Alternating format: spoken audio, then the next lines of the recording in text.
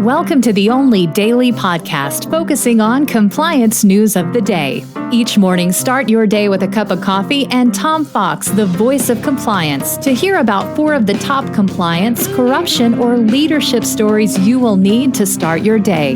The Daily Compliance News is a production of the Compliance Podcast Network. First, a word from our sponsor.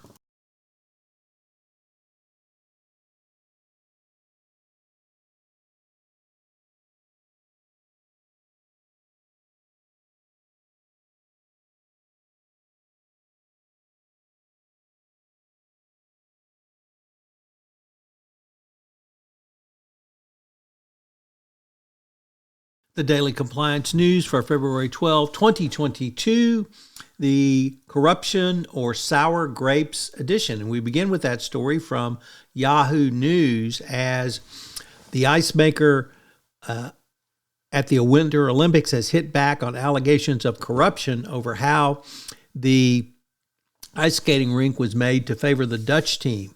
Swedish gold medalist Niels van der Poel sparked uproar this week after accusing the Netherlands speed skating program of corruption.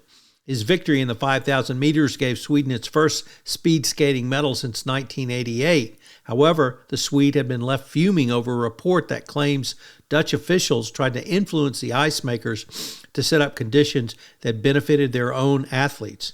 Van der Poel said he had read an article on the Dutch website that suggested the strongest team is using a scientist to make sure the ice is to its advantage. So, corrupt ice in the Olympics? Perhaps not. Or just sour grapes.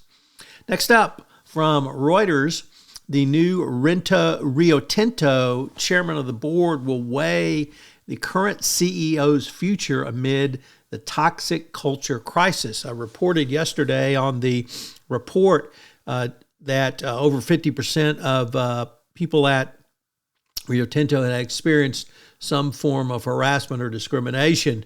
And now the incoming chair will review the CEO to determine whether he's suitable to overhaul a lead of the company's work culture. Obviously, culture set by the top, and as you would expect, a CEO who allowed such a culture to foster probably is not going to be the one who can actually turn things around. Rio Tinto has declined to comment further on the culture of bullying and harassment and whether the board has confidence in the CEO. So an ongoing discussion and struggle at Rio Tinto. Next up, from Richard Vanderford, writing in the Wall Street Journal Risk and Compliance Journal, shareholders are poised to have their voices grow louder with the SEC's help. The SEC has moved to allow shareholders to shine an unwelcome spotlight on U.S. corporations as they head into the busy proxy season.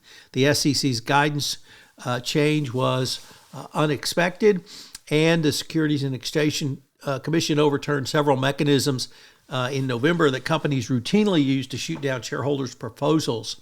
So expect to see more shareholder proposals, more shareholder democracy. Of course, shareholders will companies will fight this tooth and nail.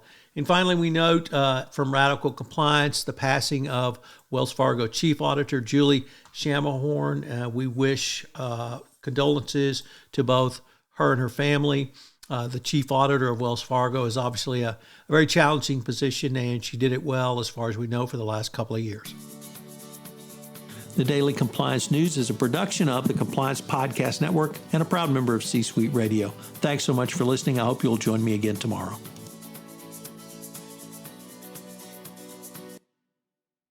This podcast is a part of the C-Suite Radio Network. For more top business podcasts, visit c-suiteradio.com.